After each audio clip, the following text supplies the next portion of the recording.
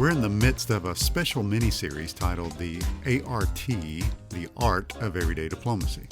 I said that the definition of diplomacy that I like best is from a group called School of Life. They say diplomacy is the art of advancing an idea or cause without unnecessarily inflaming passions or unleashing a catastrophe. The goal of diplomacy in most cases, if not all cases, is to think win-win, as Stephen Covey says in his mega best-selling book, The 7 Habits of Highly Effective People. To use diplomacy and think win-win is often the key to reaching an agreement or negotiating a solution which includes mutual benefit for everyone involved. It involves some give and take, and getting there is an art in and of itself. Now, in the first episode, we looked at the letter A, which is the value of active listening, why hearing and listening are not the same, and some practical ways to become an active listener. The second critical area in getting to diplomatic relations and solutions is R, rapport building.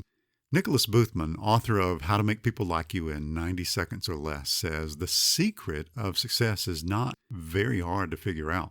The better you are at connecting with other people, the better the quality of your life. Rapport is about connecting with other people. Some people, mostly those who don't know me very well, are surprised when they learn that I'm naturally introverted, and sometimes I'm extremely introverted. So for me, books about the critical importance of connecting with other people, they're a reminder that simply ignoring my natural weakness for connecting and then focusing instead on my strengths like working with information and things, that's not a really good strategy. Personally, I have to learn how to tame my introverted reflex in general and definitely in certain settings.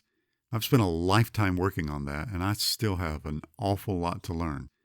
And when we first meet someone, we need to be able to communicate, right?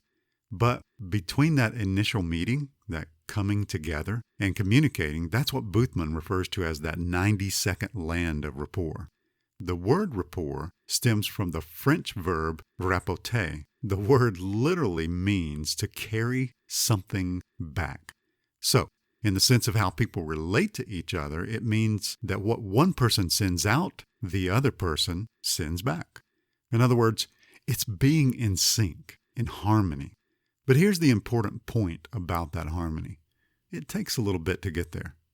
Leadership communications consultant and self-professed neuroscience nerd Lynn Franklin points out that during the first 7 seconds of meeting a new person, your brain is literally flooded with information. Interestingly enough, research seems to show that the very first thing we notice about someone is their hair, then their eyes, what clothes they're wearing, and how they sound. And all that happens within those first 7 seconds.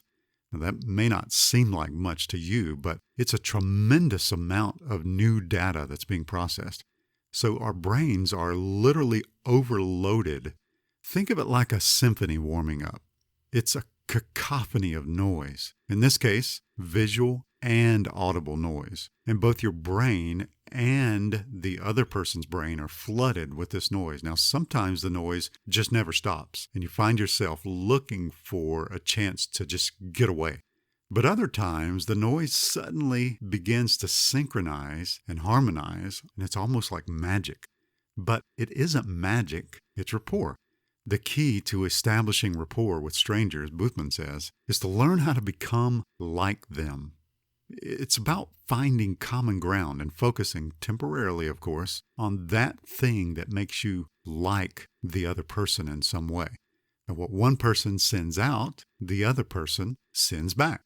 Going back to our symphony analogy, we find that both symphonies have similar instruments playing, and so we feel connected. You probably heard others use words like mirroring and matching, both of which are drawn from research by psychiatrist Milton Erickson. Motivational guru Tony Robbins says it like this: people like people who are like themselves, or who are like how they would like to be. Now, mirroring and matching is not necessarily mimicking, though it can be, as long as it isn't obvious, which then just comes off as weird. But it can be as simple as matching the body postures, the gestures, the vibe, the energy level, the vocal tone, how you sound, the speed of your speech, even the breathing of another person. Did you happen to notice how musical some of those things are? Vibe, tone, speed. Going back to our original definition, what one person sends out, the other person sends back. So the music you send out, the vibe, the tone, the speed, the posture, etc., I send back in a way that creates harmony rather than discord, which also are musical terms. In other words, I purposefully turn the noise into music. Think about it using the Moravian model of communication. 7% of communication is verbal. That's your words. 38% is vocal. That's the pitch, the tone, the rhythm of your voice. And 55% is visual. That's your body language. Rapport focuses on using the first 90 seconds or so to create harmony, both visually and vocally, all while you look for something to talk about that harmonizes verbally. So when it comes to the A.R.T, the art of everyday diplomacy, rapport building is really and truly an essential skill. Rapport makes possible those meaningful communication experiences that are needed for diplomatic relations and solutions.